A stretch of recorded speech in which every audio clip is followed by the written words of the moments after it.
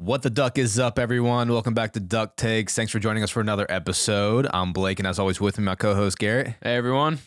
We're the Duckworth brothers. If you want to call us that, go ahead. Yeah.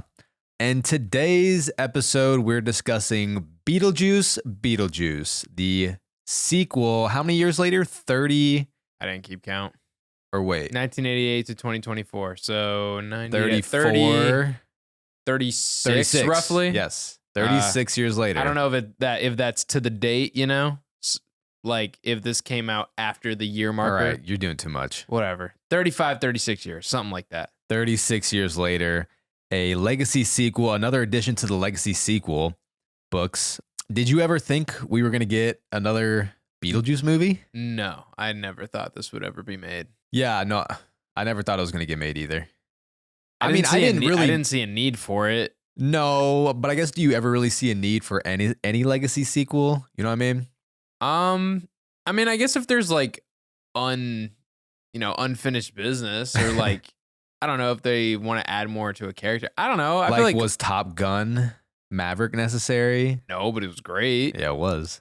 Was Halloween 2018 necessary? Kinda. If you want to keep the franchise revitalized, right. Yeah. Yeah.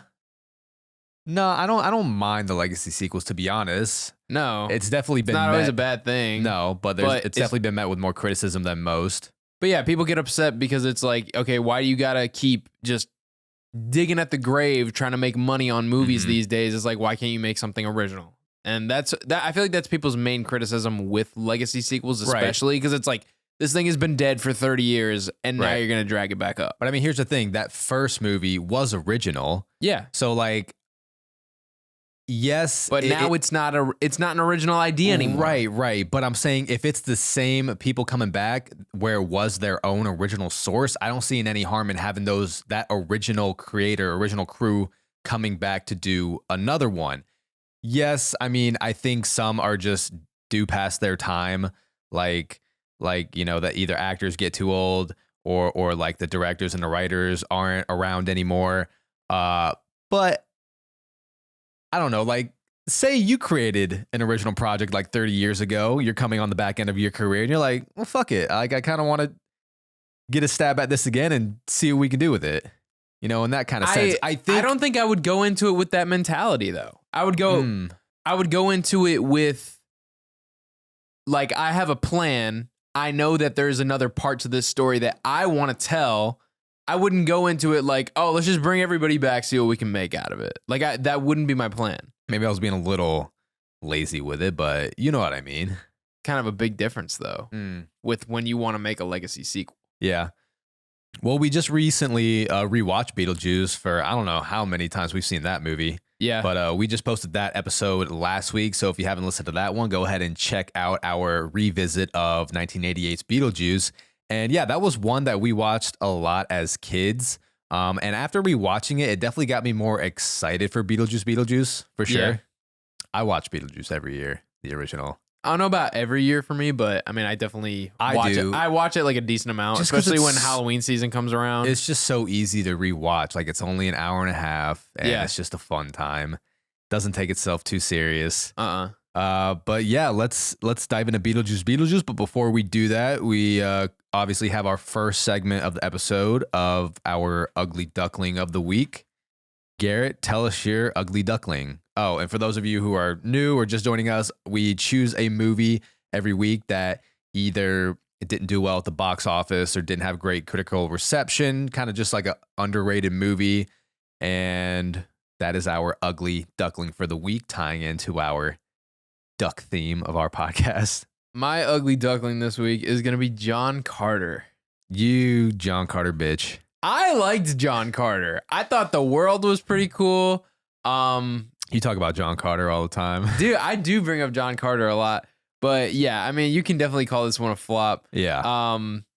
So the budget, I think it was initially supposed to be it was like 263 million. Yeah. And then the total ended up being what? That's the budget. Holy shit. It ended up being even higher than that. Oh my, why? Because of like reshoots or Yeah, something like that along the lines. Yeah, God. And it got up to Wikipedia saying 306 million, but Google. And is that before marketing? I think that's the total. I think that's probably because it says it had an estimated production budget of 263 million. Okay, but the total cost of this film was $350 million. Jesus. This makes it one of the most expensive films ever made. How much did it make? And it made $284 million. Yeah. That is such a big loss. Yeah. No, that was a huge loss. Oh and my God. But the reason why this is such an ugly duckling is because, bro, they had plans. Mm-hmm. This is going to be a whole franchise. Mm-hmm. Like, this was going to be their next Pirates of the Caribbean. I mean, this practically almost like kind of ruined the career of that main actor. Yeah. Like he was supposed to be the next star. Yeah, he was. They were pushing him hard. Yeah. Taylor Kitsch. Yeah. Yeah. He was going to be the next star in Hollywood. Uh-huh. And it has a 52% on Rotten Tomatoes. Wow. But I don't know. I like it. I think it's a really fun science fiction movie. I think the CGI in it is great. I mean, for the budget, damn, it should be. Yeah. But I mean, the CGI in it is good. I think it lacks a strong bad guy. Like, it was kind of very, very basic bad guy. Mm-hmm. But other than that, I don't know. I love the world that they created in this movie, and I've watched it like multiple times. It was like always on. It was always on TV when I was younger. I don't think I've ever seen it. And I would scroll past it, and I was like, "Yeah, this is fun." My God, John Carter, man, give it a watch. John Carter, man deserved a sequel. However, I will say his explanation for like why he's just like why he has like superpowers is kind of stupid. Isn't he like Persian or no? Or am I thinking the Prince of Persia? You're thinking the Prince of Persia. Every time I hear the Prince of Persia, I think of that line that James Franco says in This Is the End when he's like, I got a confession to make. I fucked Lindsay Lohan. She thought I was Jake Gyllenhaal, and I said, call me the Prince of Persia. Oh my God.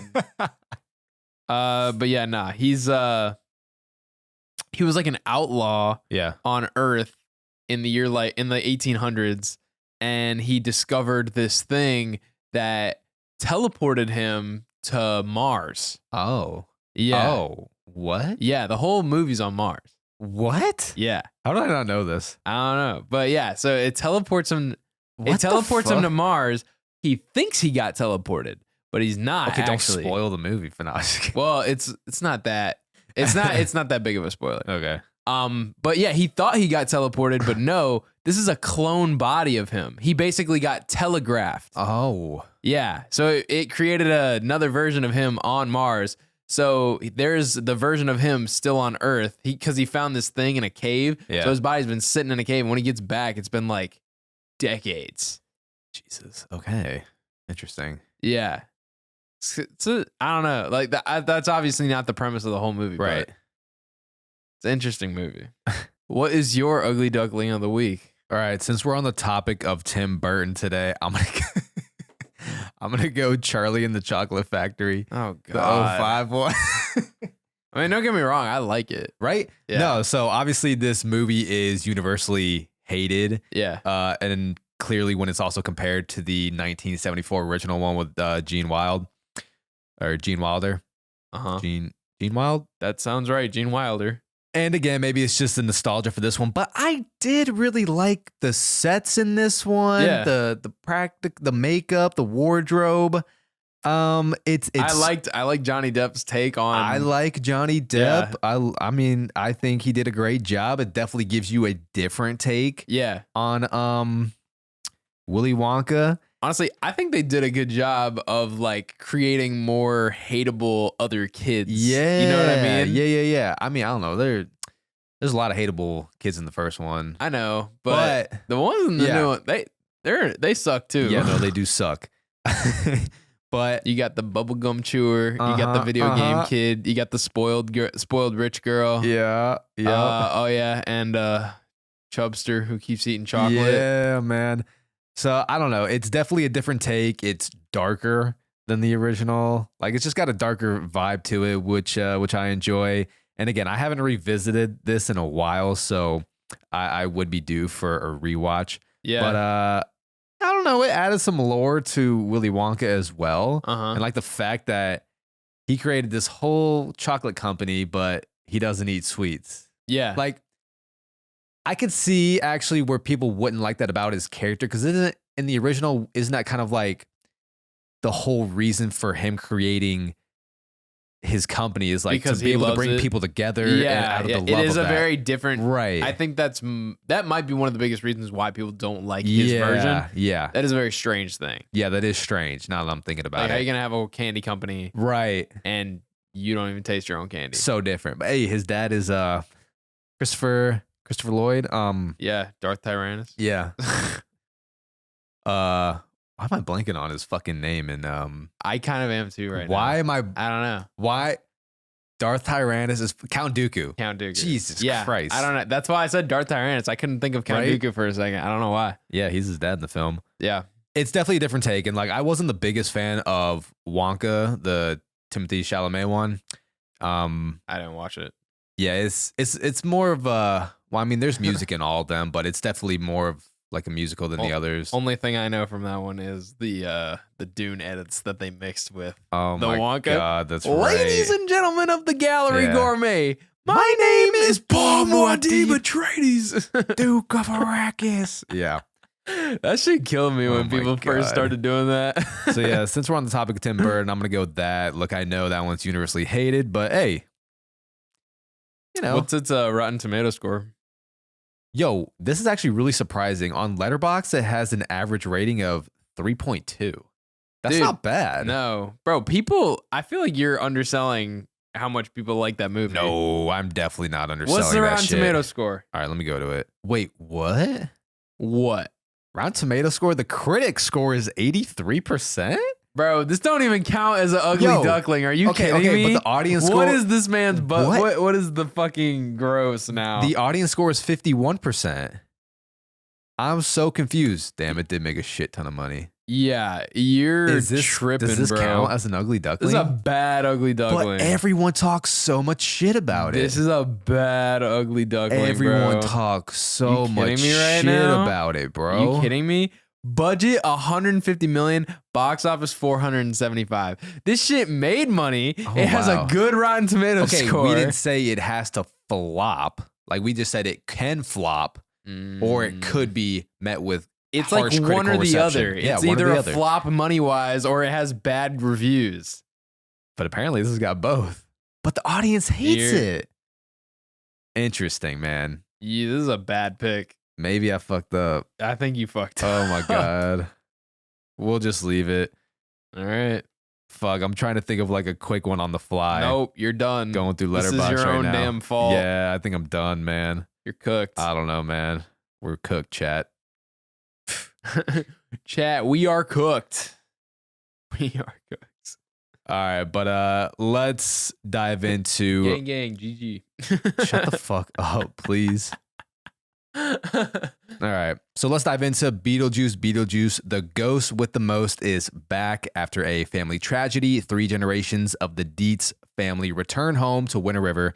Still haunted by Beetlejuice, Lydia's life is turned upside down when her teenage daughter, Astrid, played by Jenna Ortega, accidentally opens the portal to the afterlife.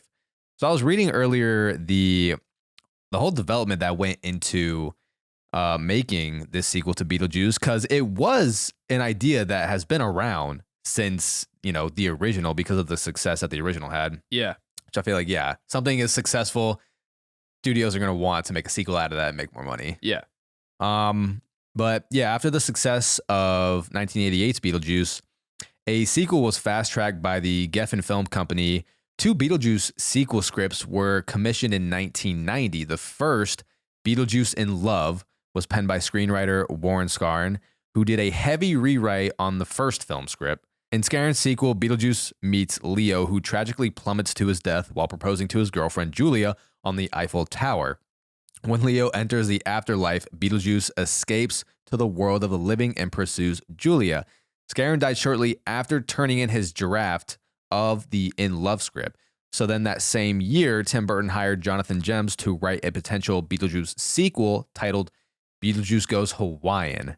What the hell? Yeah. Tim thought it would be funny to match the surfing backdrop of a beach movie with some sort of German expressionism because they're totally wrong together.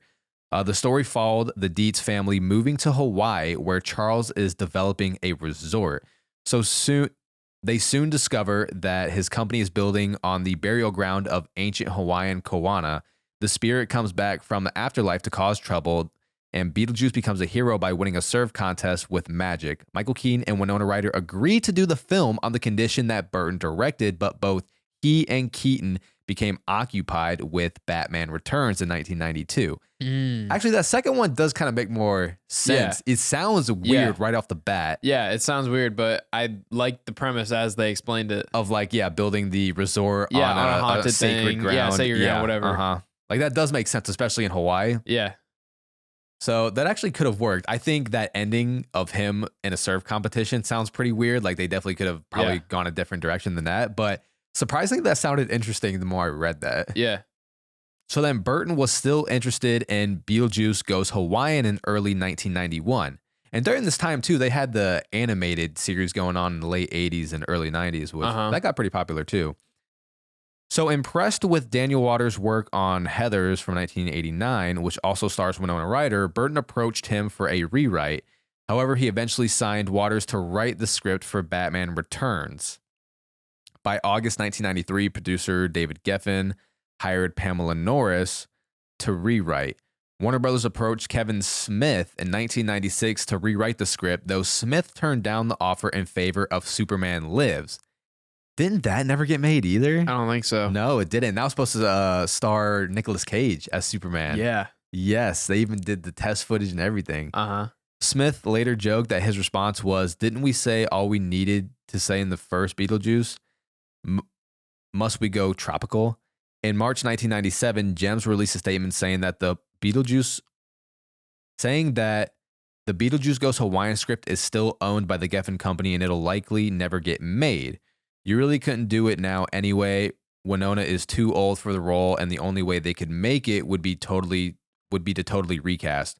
Burton had then considered several other sequel ideas well over the years, saying in 2024, "We talked about lots of different things. That was early on when we were going Beetlejuice and the Haunted Mansion, Beetlejuice Goes West, whatever. Lots of things came up, but all those initial scenarios set in Hawaii, the Wild West, or Paris, France were all scrapped." Interesting. I mean, I still got more to read, but seems like they really wanted to do a destination thing. Yeah. I think Beetlejuice anywhere where there's like a destination where there's like sacred ground makes sense. Yeah. But like Paris, I mean, that makes sense. Like Charles, he would like build something and desecrate, because they were trying to create like a theme park once they discovered the ghost in Winter River in the original. Yeah. Paris, like that wouldn't really make sense. However, I feel like that would kind of ruin the peace that they found at the end of the first movie, right? Who, the family? Yeah. Right. I feel like that would kind of ruin it because I feel like everybody kind of just like understood, okay, this is our life with ghosts. Like they respect them, they respect them back. And I don't know. I feel like that would have kind of went against how the movie ended in the first one. Kind of good they went the way that they did with Beetlejuice. Yeah. So then through the years, there were hints at, possible sequels returning with Winona Ryder and everything. And then in 2016, Burton did state that it's something that really wanted to do. 2017, they started rewriting the script. And then April 2019, one of the brothers stated that the sequel had been shelved. And then years later, finally gets made. And yeah, a lot of the interviews that I've been seeing, it sounds like everyone thinks this was the right time to do the sequel anyways because of Jenna Ortega. Okay. So it seemed like, just because of Jenna Ortega? I mean, like, not just because, but I'm saying it all like came together. It all came together in the way that it should have. Like Jenna Ortega, you can't deny that she does fit that movie very well. I mean, it seems like she fits just about anything spooky. Right, yeah. So off the bat, out of 10, what would you give Beetlejuice? I'll give it like a 6.2.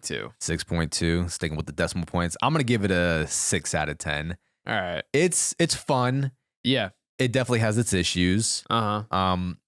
What do you think this movie could have done to make it great? to make it great, I say focus on our main characters a little more. I felt like there was just too much going on. Like Beetlejuice's ex-wife, like that led to absolutely nothing. Yeah. Like, what was up with that? That's like one side story that had absolutely no addition to the main plot. We had that going on. We had Delia and her art stuff. We had Winona dealing with Rory's character. And then Jenna Ortega meeting a boy. A lot of subplots going on. Yeah, it was just a lot going on. A lot of people are saying that is the main negative about this movie, is just how many subplots were going on. So, and not to mention, not much really does happen in the first hour. Like, it does take a while to get going. Yeah, I feel like the first hour was like, it was like, okay, we're back in this town. Yeah, we're recapping with all of our characters from the first movie. Yeah, I feel like that was mainly what that first hour was about. And then it kind of has like a rushed ending, a little bit, because all these subplots are trying to have a satisfying ending coming together. It's just a lot going on. Yeah, Rory, I know you were talking about how you didn't like his character. No, I mean, fuck Rory. Not at all. Which I know you're not. You're not supposed to like him, but I can't even stand watching him on the screen, man. Like, if we're to get more of a character, give us more Jenna Ortega. Yeah. Oh, fuck that. Give us more Willem Dafoe. Yeah, I was amazed at Rory's screen time. Yeah, me too. I was like, we're advertising Jenna Ortega and Willem Dafoe and Michael Keaton, and you're gonna give us like 25 minutes of Rory? You fucking kidding me? Yeah.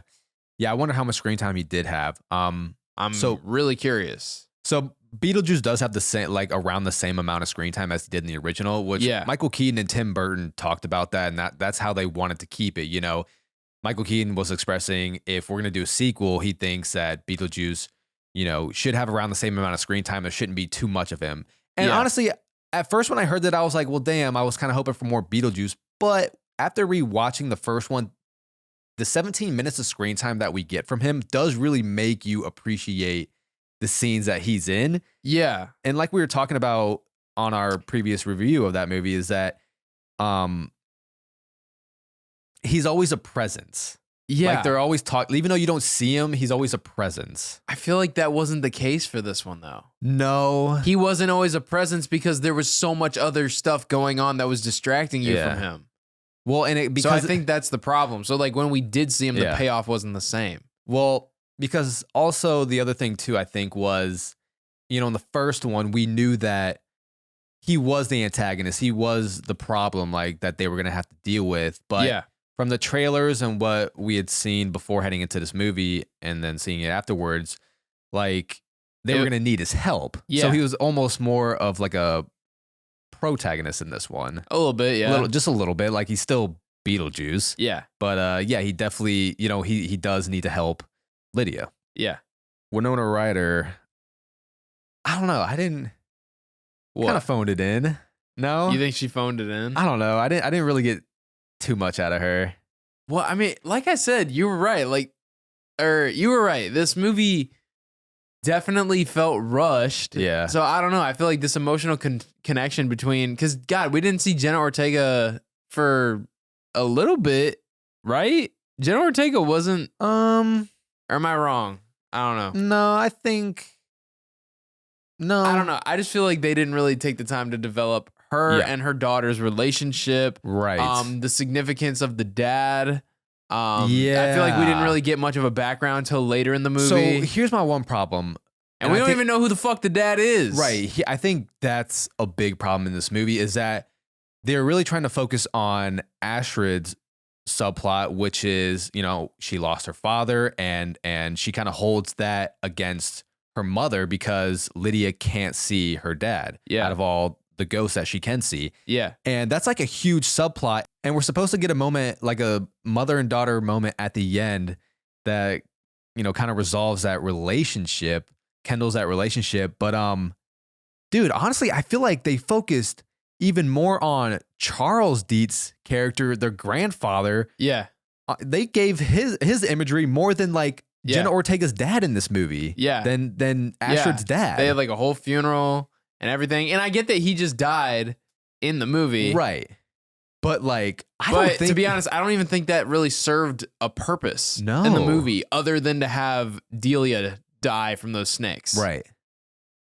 Or the only other purpose it served was to like have a reason for them to reunite. To go to Winter River. Yeah. Yes. And go get Jen Ortega. I think after that, just cut it off there. Yeah. Like, Delia wasn't one to really show those emotions anyways in the first place. No. Like, it almost seemed like she resented Charles in the first one. So I just thought it was weird how much they were focusing on his imagery in this one. Like, we got a lot. I thought the claymation, the stop motion animation that we got in the story was fantastic. Like, I was hoping for that. And I thought that was a good way of killing off that character, knowing he wasn't going to be in this movie. Yeah. After being arrested for all the fucking sick things that he was arrested for. Uh-huh. I thought that was a good way of like, okay. And I love how he got killed by a shark and he got his head chopped off. So they just had him walking around with no head. Yes. And it wasn't him. Yeah. So I thought that was a good way of addressing that character and saying, okay, here's what happened to him. We know he's not going to be in this movie. And then just end it there. Yeah. Like, that's all I needed. But then we got even more imagery and then his character walking around the afterlife and Delia looking for him in the afterlife. I'm like, all right, why are we focusing so much on Charles? It was a lot of time on that. I thought it was kind of weird. I also thought it was kind of fucked up how they made his gravestone a shark fin, though. That's kind of fucked. That's funny. It's funny, but it's kind of fucked. Yeah, who picked that gravestone? Probably Delia. But yeah, I was kind of hoping, I don't know, I was kind of hoping more from that mother-daughter relationship from Lydia and Astrid. Yeah. That I don't think just had a fulfilling ending to it. No, not really. Let's talk about Michael Keaton. Beetlejuice. Was he able to bring the same energy as he was in the first? No. No? I think he was definitely more tame in this one. Tamed? I think he was more tame.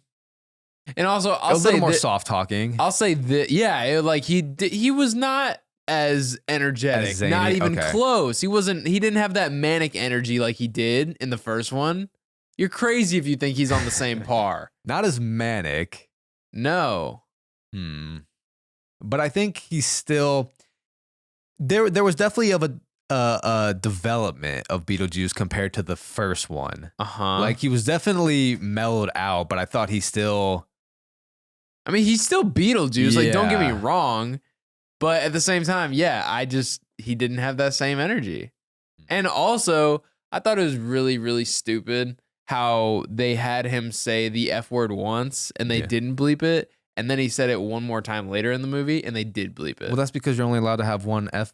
I know. So just take out the bleep entirely. Have him say another fucking word. I thought it was funny. I didn't. I didn't mind that. I thought it took away from the moment. I really did. I didn't like that bleep at all. Do you think, okay. And also, if they wanted to make a Beetlejuice movie that was going to capture everything that the first one did as far as like Beetlejuice's inappropriateness and everything, they would have had to make this movie rated R, which they weren't going to do. No, you can't. I thought they did a good job of capturing his inappropriateness. What? I did. Like what? Like his storytelling and how, and like, we got Beetlejuice lore in this one, which I thought was kind of cool. Yeah, I thought that was interesting. Where he was robbing the graves, and that's how he found his wife. And yeah, I mean, it definitely insinuated like how horny this dude was, and then he chops up his wife. I mean, I think they did a good job at that. But back to what we were talking about. He was a little more mellow. He was. Oh, I was gonna say about the F-bomb. Do you think if they cut out that first F-bomb where he says, "See you later, fucker," cut that one out, make him say something else, and then keep the other F-bomb later where he's like, "What the fuck?" Yeah. With no bleep. Do you think that would have I think that would have been funny. That would have been a good payoff for the F-bomb? Yeah. It could have been, if you know you're going to have to bleep one of them, don't do it twice. Okay. If you want to give him the F-bomb, make it count. I think the bleeped one took away from the first one. Okay. Make it count. Okay. I see what you're saying. It was like, if you know you're sticking with that PG-13 rating, say the F word once. Like, I don't want to watch a whole movie where there is cussing and he says the F word once and then like all of a sudden I hear a random ass bleep. It's like, what am I watching? Fucking live television? What's happening? Right. Yeah. You know what I mean? But sometimes the bleep can be funnier. I think it all depends on. I've never thought the bleep is funny. Like, bro, when I hear the bleeps in The Office, I think it's fucking hilarious. Okay, but again, that's because it's a mockumentary. It's supposed to be television. Yes, it's television. Yeah. You know that he's not supposed to cuss. Right. Like, there's a reason it's getting bleeped out in the context of what it's being filmed in. Yeah. Okay. Versus this is a freaking movie. This is supposed to be reality to a degree. Back to the PG-13 rating, because the original has a PG rating, and when you go back and rewatch that, clearly it stretches the PG rating, and I think could easily be rated PG-13. Yeah. I don't know how they got away with what they did in the first one. Bro, PG the rating movie. system was so screwed back then. It was. So this one's PG-13, and I think it's like a clear-cut PG-13. Like, they definitely stretch the PG-13 rating in this one between the blood, the gore, the themes in it. Like, it's clearly a PG-13 movie.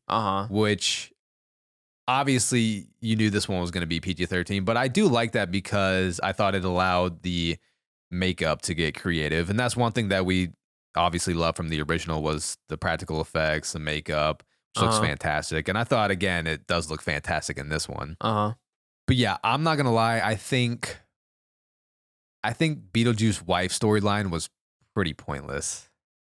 His what? Yeah. Oh, his ex-wife. It led to absolutely nothing. She was just like walking around aimlessly in the afterlife, just taking souls. Yeah. Like, I don't know. No, it literally led to nothing. They chose to have two bad guys for some reason. Like, I think her character is cool. It was cool. Yeah. And I liked that whole introduction to her where she's stapling herself and put herself together. That was cool. That was great. Yeah. But it did just lead to nothing. And like, there's a point where you just forget she's even around looking for Beetlejuice. Got a cool cameo from Danny DeVito though. Yeah. That was the first. I knew that was Danny DeVito before he even turned around. Oh yeah, for sure. Yeah, for sure. Bro, he's always chugging something, whatever he's in, and like foaming out of his mouth. Yeah. In whatever he's in, bro. He's so good at being gross. Like, he's always gurgling, bro. Yeah. Whether it's a beer or what was he drinking? Like bleach in that I think he was one? drinking like detergent. Yeah. He's always so good at being gross. I'm not gonna lie. I did like the ghost kid that Jenna Ortega met in this movie. Yeah. I liked it. I liked him. And also, bro, tell me that man doesn't remind you of like a young Jack Quaid. You know, the whole time I was watching his scenes, I'm like, who does this kid remind me of? And I couldn't think of it. Jack Quaid. I don't think it was Jack Quaid. No, I'm telling you. Go back and watch it. It is Jack Quaid. No, it might have been like Steve Harrington. Maybe I can see that a little bit Stranger too. Things. Yeah, I can see that. But nah, man, I'm telling you, I swear, you like that? You like that storyline? I like the storyline. Yeah, I mean, I feel like they could have just focused on that. I feel like they could have focused on that. Fuck the corpse bride. Don't do that. Yeah. I mean, I get that gave us a little bit of Beetlejuice background. But it led to nothing. But yeah, it didn't lead to anything. Yeah. But his was cool. We thought this kid was real the whole time. Yeah. We had no suspicions because both Jenna Ortega and Winona Ryder could see him. Right. But they can both see ghosts. Jenna just didn't know it yet. So did that twist get you that he was a ghost? Yeah, it did. Yeah. Like I didn't really see it coming, especially because we saw him outside at first. We saw him in the treehouse. I was like, okay. Yeah. Cause it's just some kid. Yeah. And but yeah, I did think it was a little suspicious that he kept wanting to like hang out at the house. I thought that was a little weird. Right. But I didn't really think too much into it. But I did like his character. And I feel like if they started from that and they like built up that lore of like that murder house and they created like more of this scariness around that murder house. And then we find out oh shit, that's the guy she's been seeing. Yeah. Like, I feel like that would have had a way heavier impact and just made him the main bad guy. Mm-hmm. Yeah, because, you know, in this town, it's like the word gets around quick. The house on the hill where the Deets live, that's the ghost house. Yeah. But then, oh shit. Not only do we have a ghost house in town, but we got a murder house. Yeah. Yeah, that's cool. I feel like that if they focused on that, I feel like that would have been really cool. I thought they did a good job with that. There was like little clues once you go back and read and read some like Easter eggs. He if you notice, he wears the same clothes the next day he hangs out with Jenna Ortega. I didn't pay attention to that. Right. No, it's just like something that you could easily miss. But obviously we know that ghosts are stuck in the same clothes that Wait, that but they no, died. didn't he change into his costume? He did. He changed into a costume. Yeah. And I read somewhere that costume was of a young James Dean in a movie Rebel Without a Cause, and if you know, James Dean is a very famous actor that died at 24 years old. So died at very young age. Yeah. So that's also kind of like a Easter egg there. Okay. I mean, yeah, he had the handbook for the recently deceased. Yes, and I was but he said he picked it up, and I was like, at a yard sale. I was like, that's not entirely impossible. No, because it is a physical book. Because Lydia read it in the first one. Yeah, because Alex they were like, oh, you were able to understand our book. She was like, yeah. What was the designer dude? He was reading it. Right. What was his name? Otho. Otho, yeah. Yes. Otho was going through that book like no problem. Right. So it can clearly be read by humans. It's when people die, it's clearly a physical book that a person can get their hands on. Mm-hmm. So yeah, I could easily see that somehow ending up in a yard sale somehow. Yeah. Like possibly from the first movie. Maybe the book got lost in the shuffle. Right. Because the Maitlands. Yeah, because they talked about them moving on. That could have been their old book. Which they did move on. Yeah. They found a loophole, as they said. Did you notice, too, when they were doing the opening shot, just like in the first one, where it kind of dissolves into the model? The model. Did you see their car and the Maitlands in the river? I wasn't paying that close of attention. Oh, fuck. Yeah.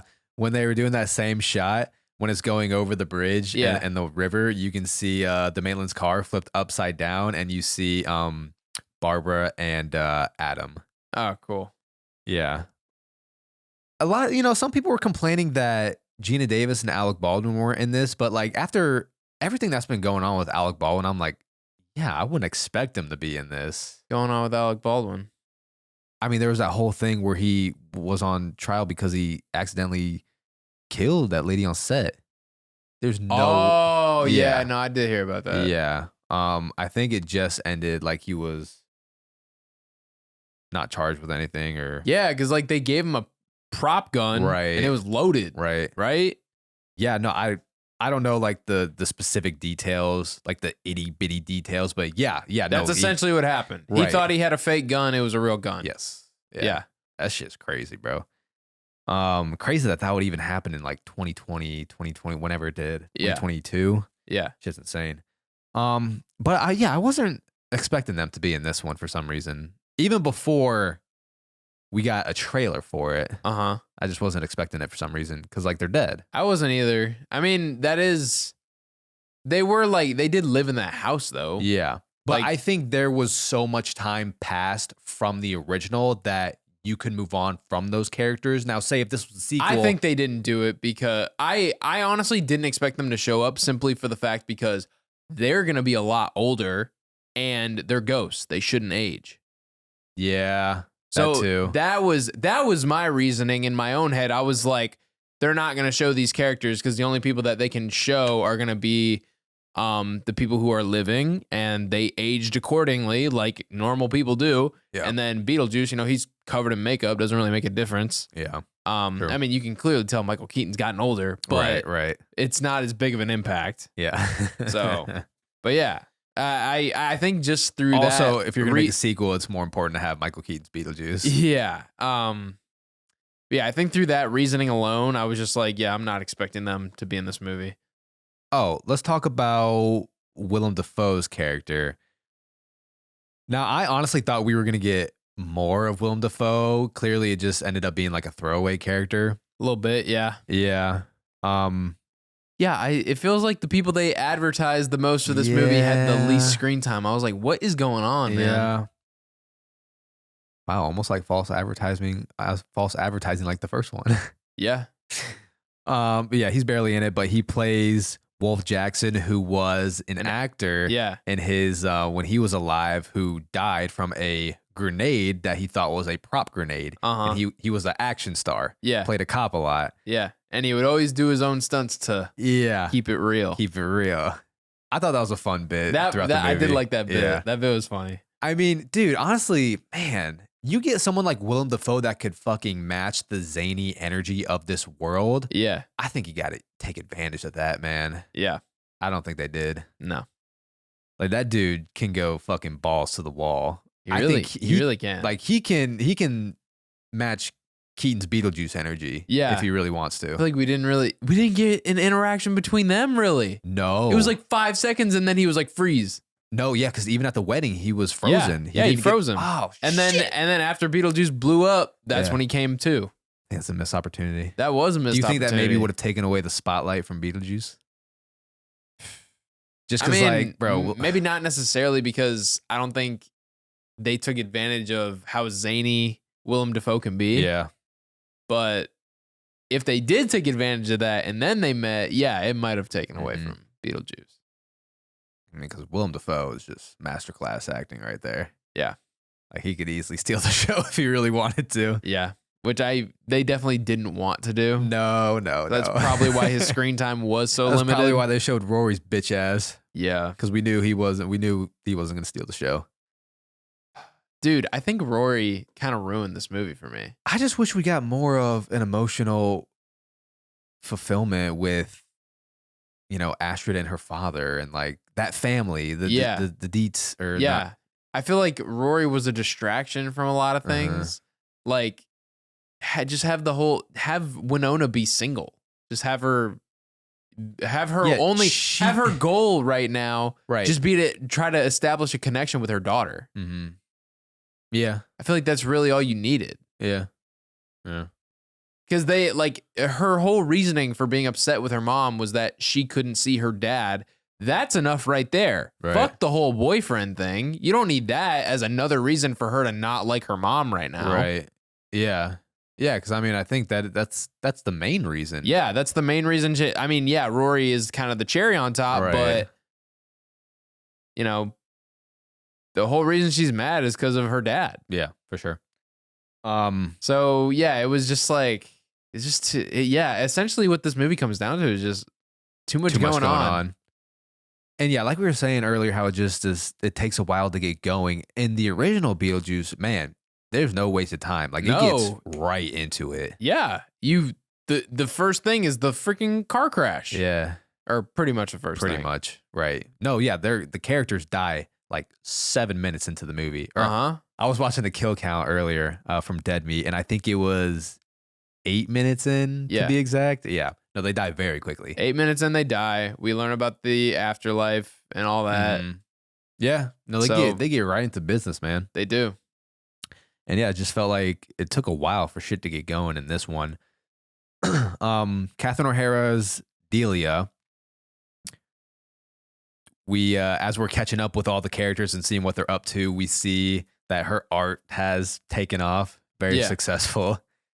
We get the famous statue or sculpture that she built in the original. We get that famous sculpture back. Yeah. In this one, as you see it multiple times, but first you see it at the school at the Dietz Art Center. So apparently, like, they're really rich now. They're famous. Yeah. Astrid calls her mom a sellout. We didn't even talk about. I mean, she called herself a sellout. Yeah, you're right. We didn't even talk about. Lydia does have her TV show now called. Yeah. I feel like that took a backseat too. Yeah, it was. That was like the opener with her, and then never touched up on it again. Yeah, it was called Ghost House. Yeah, where she, a show where basically is like ghost hunters or ghost adventures where she communicates with the dead. Yeah, but I thought that was funny too with that title. I don't know if this was on purpose, but the original that was definitely on purpose. Right, no, because Warner Brothers wanted the title of the first one House Ghost. House Ghost. It was House Ghost. It wasn't Ghost House. It was House Ghost. Huh. But so they just flipped up the words. I thought it would have been really funny if they if they named her show House Ghost. Yeah. Just like what Warner Brothers wanted the title. It'd have been funny. The original one. I thought that would have been funny. Yeah, no, that didn't really have any. I feel like there was just a lot of details that didn't get followed up on. And Right. Because you're sitting here giving us an update on all these characters, yet there's not really any reason to. No. You know? No. Like her show never played a factor at all. I feel like you could have somehow used that to further the plot line. I don't know how, but it's like, what's the point of showing her have this show? Right. If it's not going to go anywhere? Yeah. Yeah. I don't know. Maybe just to establish that she makes money Where off of she's her at in ability. life? Yeah, I don't know. I don't know. Because like she's already clearly a legend within the town of Winter River. Yeah. So, and that's where most of this fucking story takes place. So you don't really feel her celeb status outside of Winter River. No. All right. Let's take a quick break from Beetlejuice and do our next segment of the episode, Garrett's Corner, where Garrett bitches and moans about about something, his therapy. You know, it's funny though. I might hop in every once in a while for Garrett's Corner because I got some shit to say too sometimes. Do you now? Yeah. All right. Well, mine's simple this week. Really pisses me off when my fantasy QB gets hurt on game 1. I mean, yeah, I'd be pissed about that too, Yeah. for sure. Literally, game 1, 5 minutes left. My boy, 5 seconds left. 5 seconds left. That's what I meant. The fact that there was 5 seconds left is very upsetting. Yeah. Yeah. I was like, this man just had to toss the ball. Just take the sack. Bro. I was like, just take the sack. I mean, he did turn it into positive yards. Did he? Yeah, he did. And also the game kept going because he was able to get out of bounds. Oh my God. So it did work what he was trying to do.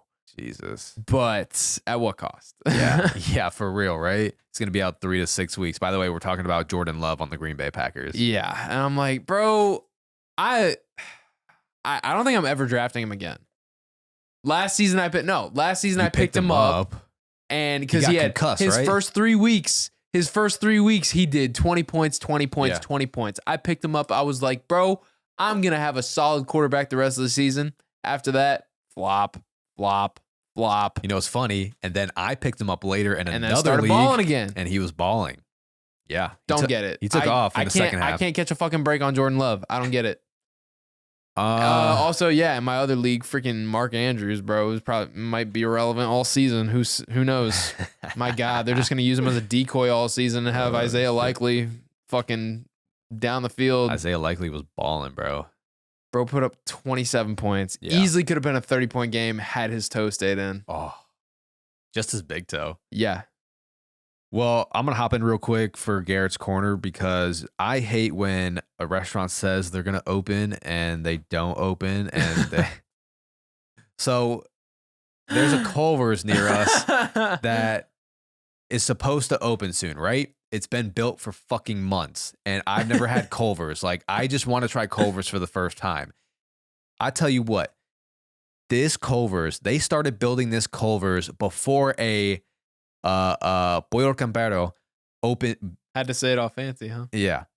A Pollo Campero started building that restaurant after Culver's and they finished before Culver's and already opened up months ago. Yep. Yet this Culver's is taking like a fucking year to open, bro. This isn't a restaurant, but you know what else is open before Culver's? What? Fucking Macy's in the town center. Oh my God. They've been working on that bro. and that's a Macy's. Yeah. That's dude, a lot more to put together. Such bullshit, man. Yeah. It's such bullshit. And they say it's going to open like September 27th or something, man. Yeah.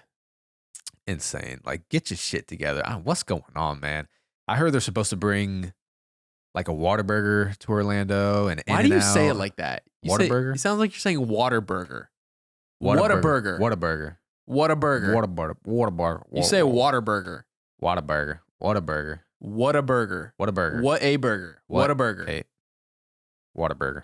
Whataburger. You say shit weird sometimes, man. I think I'm dyslexic. I think you are. I think I really think you do are. think I am. I read shit that's not there. I know you do. You did it like twice in one day with me. How do you get tested for that? But Go to a doctor, if I really sit down and focus, though, I'm good. then do that. Oh shit. Yeah, I don't know how to get tested for that. All right. So there we have it. Garrett's corner. Little quick one, but man, open up, Culver's. I'm just trying to try a burger and a shake, bro. I heard the shakes are incredible. Or what? It No, is they got good. custard, right? It is good. Custard. Yeah, it's custard. Yeah. I've never had it, man. I've never had Raisin Canes yet either. You never had Raisin Canes? No. Have you? Yeah, once. What? Yeah. Trying to try that sauce, bro. Yeah. Everybody says the sauce is fire. Yeah. Well, I mean, you should know, right? You've had it. You didn't have the sauce? I can't remember if I had the sauce. How the fuck do you go to Raisin Canes and not have the sauce? Because I think I heard of Raisin Canes, but nobody was talking about the sauce yet. Like everybody's just like, I just like, tried it, like, I years just ago? knew that name. Yeah, it was like a while ago. Oh, wow. Yeah, I need to try that sauce. All right. So let's get back to Beetlejuice. I mean, anything to touch up on? I mean, not really. I don't have too much more to say about it. Some of the goods, like I know we touched up on the makeup and the practical effects earlier. Yeah. Again, how I do love the decision that they, kept the effects with stop motion claymation. I thought that was a fantastic decision because I think it like captured what the old one did, but it was just like smoother looking. Right. So yeah, no, the stop motion looked great. I like that they used stop motion to tell the story about how Charles got killed. Yeah, again, like I said, I think that was a perfect way to like show you that what happened to that character without physically showing that character. Did you catch afterwards? I looked up some Easter eggs and there were some that I didn't catch at the time, but remember the scene where Lydia is talking to Jane, the little Jane Butterfield who grows up to be a realtor? Also, that's another one. The little Jane Butterfield. Remember the realtor in the first one? That's a pain in the ass. Yeah. The little girl in the back seat. Yeah. That's her character. Yeah. That came to be the go-to realtor in Winter River. I put that together. Yeah, carrying on the family business, obviously. Yeah. But when Lydia was sharing Halloween memories with Jane, she talks because Jane's talking about something about Disney, and Lydia's like basically saying how the Deets aren't really big fans of Disney, and how the closest Astrid ever got to dressing up as a Disney princess was dressing up as Cinderella's like dead mother. Yeah, something like that. But what that could have been a jab at was Tim Burton's fallout with Disney back in 2019 after Dumbo. Which I didn't realize there was a fallout after that. I didn't even realize he did Dumbo. I didn't know that. I haven't seen Dumbo. But he stated several years later after Dumbo that he was going to never work for Disney again. Interesting. Yeah. So. Also, I was curious. Do you remember that line in the first movie about how people who commit suicide become clerical workers or whatever? What was Astrid's dad? Clerical worker, right? Or does that not apply because he's like at a train station? I don't know. Oh, no, but I thought those people like worked the front desk. Like he was in another department. You know what I mean? Yeah. I don't know. Right. But I did think about that. Are you thinking like he fucking hated his life and he jumped in the river and got eaten by piranhas? I don't know, something. Or maybe not necessarily like suicide, but like he did it, like he just got himself killed. That was pretty dark. It is dark. With the way his character was when he finally saw Astrid and Lydia, I wouldn't put that together. I wouldn't either. Yeah. I don't think his actions portrayed that. Right. But it was just something I noticed. I was like, wait, I thought that was only supposed to be. Yeah, because that joke held truth in the first movie. Oh, yeah, for sure. So. Yeah, I will say I do think they cut back on the darkness of the character of the people that we saw in the afterlife. I was literally about to say, I think the way people got killed in the afterlife in this one were not as dark. No. Bro, like the ones in the first one were fucking real. Yeah, it was fucked up. Yeah. Cause like what? We got shark bites, which, piranhas and some dude, he was like, I think smokers are the ones that are like burnt. And there was the Santa one who looked like that. That looked like he was burnt too. Yeah. Yeah. No, I'd say the afterlife was toned down a little bit. Yeah. Yeah. It's definitely toned down. I mean, you go back and watch the first one. It's pretty dark. Yeah. It's dark. It is. Also, I will say, I think their caseworker was a missed presence in this one. I feel like she had a bigger impact in the first one than people realize. Maybe, yeah. I liked their case. She was good. She was a good character. She was good. I think the first one it works so well because it's simple. There's no wasted minutes. You know, every character kind of matters in there. Yeah. Yeah. Now, it was definitely going to be tough for Beetlejuice to live up to the original. Yeah. But I think it'll still be one that families will go see to like have a fun time like they did with the original maybe. Yeah, I don't think sales are going to be a problem. No. Or anything I like think that. It's already projected to make 100 million opening weekend domestically, Jesus. which the original made 74 million in its whole run on a budget of 15 million. So, okay, also inflation. Yes, inflation, but 100 million domestically opening weekend is a shit ton of money. Yeah, it is. All right, so I mean, in terms of legacy sequels, would you put it? Obviously, it's not better than Top Gun Maverick. Nope. What about Star Wars: The Force Awakens? No. Oh, actually, I like Star Wars: Force Awakens. Yeah, that was like the only good sequel. Yeah. What about either of the Bad Boys legacy sequels? I haven't watched. Oh, Bad you haven't? Boys. I No. like the Bad Boys sequels actually. What about Creed? No. Creed's better, man. Jurassic World? Not the first one. The first one was good. First one's good. Honestly, it's when those started turning into their own trilogies, it's like that's when they fall apart. What about Halloween 2018? I like Halloween 2018. Yeah, dude, this isn't a very high ranking Ooh, shit. legacy sequel. Have you seen Dr. Sleep? No. Fire. So no, I wouldn't put it. So why would you bring that up? I don't We're know. trying to go down in the I don't know. rankings. What about Scream 5? Have you seen Scream 5? Oh, okay. Damn, yeah, I don't know. Ooh. What about Finding Dory? I liked it more than Finding Dory. I haven't seen Finding Dory in a minute. I liked it more than Finding Dory. What about The Incredibles 2? I liked it more than The Incredibles 2. You like this movie more than The Incredibles 2? Yeah. Nah. Yeah, damn. Shit. To be honest, in terms of legacy sequels, maybe it's not. Yeah, it's not great. Oh, shit. It's not great. I mean, it definitely... Like a 6 to me is like a movie that I'll watch and there's parts I like. Yeah. But it's not it's not a great movie. Right. No, I mean, I gave it 3 like for stars it to be on Letterboxd. like a good movie that I'll keep going back, it'd like have to hit like 8. Okay. Yeah, overall not the best. I think it does a good job at keeping that same world building that the original introduced. Yeah, I didn't have a problem with the world building. Mm-hmm. But too much going on, too many subplots, too many characters that we're trying to resolve a storyline with. And I think that just ended up taken away from what I think we should have been focusing on in this movie. Yeah, for sure.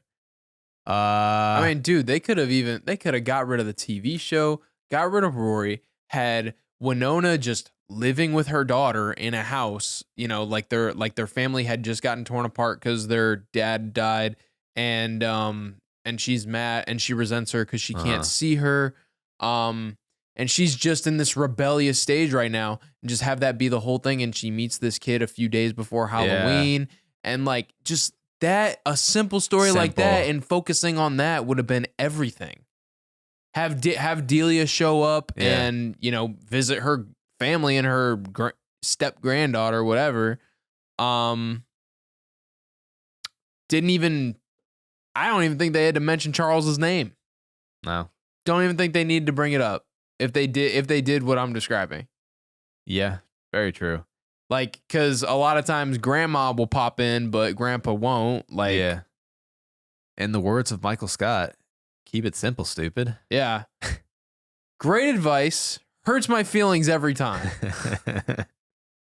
Keep it simple, stupid. But yeah, man, I feel like they could have just focused on that and just like them getting ready for Halloween. And they could have made Halloween like a special bond that she had with her dad. And so she's really upset about this right now in particular. Well, they do say that they had a special bond on Halloween because of her dad. Okay. Yeah. Yeah. All right. So yeah.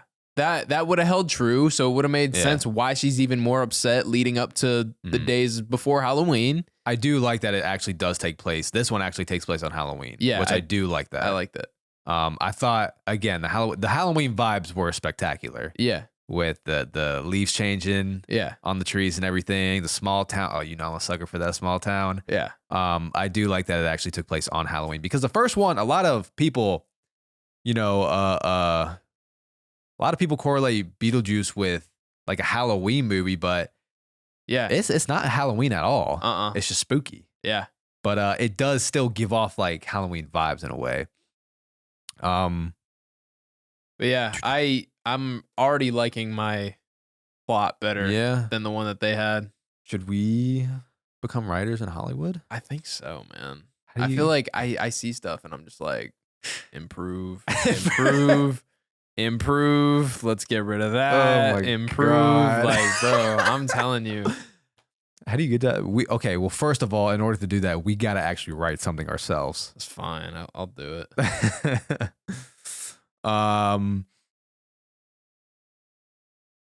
Anything else about Danny Elfman, I thought killed it. Oh, of course. Music was great. Honestly, I feel like when it comes to Danny Elfman, like I don't even bring him up because it's like it's Danny Elfman. Right. It's good. Yeah. It's gonna be good. Mm-hmm. Yeah, music was fire. Yeah, as expected.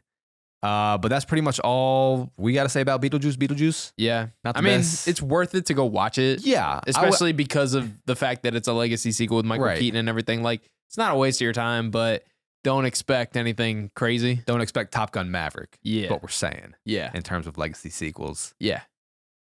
All right. Well, that'll do it for this review of Beetlejuice. Before we head off, we have our last segment of the episode, throwbacking it to Blake's takes. I don't have anything for you. You don't have anything? No. All right, make something up on the spot. Let's include this in the episode. Give me something random. All right. What fictional character have you had the biggest crush on ever? Ooh, okay. Now we can cook with that one. Yeah. Fictional character that I've had the biggest crush on. Yeah. Huh. Okay. I know we talked about this at one point. For a hot minute, I had a huge crush on Deborah Morgan and Dexter. Do you remember that? Yeah. Yes. Yeah. Which is weird because like he's so not my type. No. So that was one for a while. I've been rewatching Dexter and I still don't get the appeal. I don't know what I was going through, bro. I don't. I don't know, man. Who else, man? I mean, come on, any like animated. Bro, chill. Yeah, a lot of them are underage. I mean, when I was a kid, Ty Lee. Hey, I'm not. It doesn't have to be an underage animated. Like, come on, bro. There's other shit. Video games, anything. Yeah, but I didn't play that many video games. At least, where there was heavy story. I was playing like fucking Madden as a kid. All right. Who else? Well, no, she's not really fictional character. I was gonna say Margot Robbie in The Wolf of Wall Street, but like that ain't fictional. That actually, yeah, it's that literally ain't based on a true story. Yeah. The Duchess of Bay Ridge. Dude, I know there's one. I know there's a fictional one out there. Harley Quinn, Selena Kyle. Oh shit, Harley Black Cat. Quinn. Bro, I like. Yeah, you're right. Those were my first go-tos in my head. I'm like, how are you not thinking of these? Harley Quinn for sure. Harley Quinn, yeah. Jesus. In any iteration, like that one with Nightwing, bro. Yeah. God. Yeah. And that was a kid show? That shit's wild. Is it? I think it's an animated movie. Oh, okay. I don't know if it was a show. Okay. Jesus Christ. Yeah. When she's fucking undressing in front of Nightwing. Yeah. Fucking Nightwing popping a Woody over there. Yeah, no, Harley Quinn's definitely one. I mean, honestly, there's a lot of baddies from DC. For sure. I mean, comic books in general, because they did the absolute most when designing Yeah, they did. those characters. They really did. Yeah, no, Black Cat's a good one too. Like, I feel like Emma Frost, Rogue. Rogue too, bro. I feel like they would always do the most. Jesus. Yeah, I don't know if there's one in particular that was like my biggest crush. I mean, I could definitely think of my crushes when I was growing up. Like childhood crushes was, you know, Victorious. Uh-huh. From that Nickelodeon show. Victoria Justice. But that's her name. That's a person. I know. By the way. I know. That's what I'm saying. This is why I was asking fictional characters. But like, why the fuck are they gonna give us Victoria? It's like a fictional story, though. I get it. Well, I mean, technically, her name was Tori Vega. Tori Vega. That's what I'm thinking of. Yeah. But the show's called Victorious. Yeah. But her name's Tori Vega. Yeah. You're right. What was her sister's name? Trina Vega. You annoyed me a lot in the beginning. Yeah. Ooh, what about that one girl from Danny Phantom? Sam? Yeah. Yeah. The goth girl? Yeah. Yeah. Sam. Cartoons, man. They know what they're doing. They do. Bro, I think cartoons are responsible for like pretty much every kid's goth obsession. Yeah. Now, cartoons are like the reason of like the taste that you grow into a little when bit. You're older. Yeah. All right. Well, that's going to do it for this review of Beetlejuice.